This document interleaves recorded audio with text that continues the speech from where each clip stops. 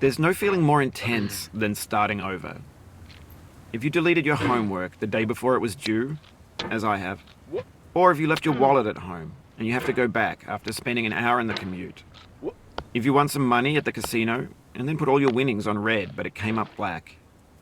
If you got your best shirt dry cleaned before a wedding and then immediately dropped food on it. If you won an argument with a friend and then later discovered that they just returned to their original view. Starting over is harder than starting up. If you're not ready for that, like if you've already had a bad day, then what you're about to go through might be too much. Feel free to go away and come back. I'll be here. Alright, thanks for coming with me on this trip. I'll understand if you have to take a break at any point. Just find a safe place to stop and quit the game. And don't worry, I'll save your progress, always, even your mistakes. This game is a homage to a free game that came out in 2002, titled Sexy Hiking. The author of that game was Jazuo, a mysterious Czech designer who was known at the time as the father of B games. And B games are rough assemblages of found objects. Designers slap them together very quickly and freely, and they're often too rough and unfriendly to gain much of a following. They're built more for the joy of building them than as polished products. In a certain way, Sexy Hiking is the perfect embodiment of a B game. It's built almost entirely out of found and recycled parts, and it's one of the most unusual and unfriendly games of its time. In it, your task is simply to drag yourself up a mountain with a hammer. And that act of climbing, in the digital world or in real life, has certain essential properties that give the game its flavor. No amount of forward progress is guaranteed. Some cliffs are too sheer or too slippery. And the player is constantly, unremittingly in danger of falling and losing everything. Anyway, when you start Sexy Hiking, you're standing next to this dead tree that blocks the way to the entire rest of the game.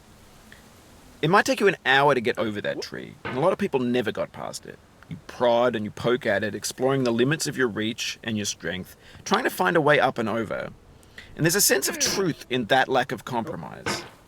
Most obstacles in video game worlds are fake. You can be completely confident in your ability to get through them once you have the correct method or the correct equipment or just by spending enough time.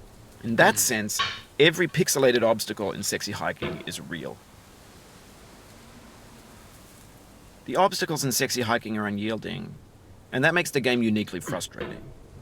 But I'm not sure Jazuo intended to make a frustrating game. The frustration is just essential to the act of climbing, and it's authentic to the process of building a game about climbing. A funny thing happened to me as I was building this mountain.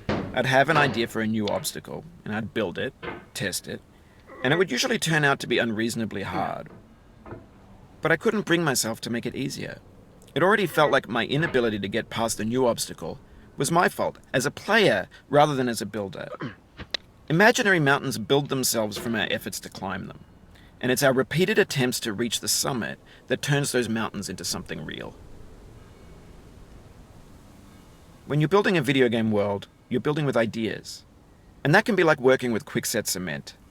You mold your ideas into a certain shape that can be played with, and in the process of playing with them, they begin to harden and set until they're immutable, like rock.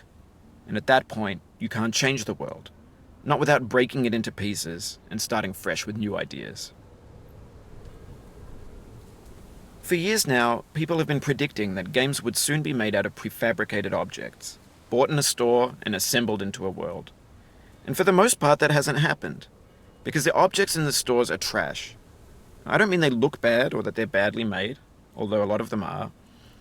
I mean they're trash in the way that food becomes trash as soon as you put it in the sink. Things are made to be consumed and used in a certain context, and once the moment is gone, they transform into garbage. In the context of technology, those moments pass by in seconds.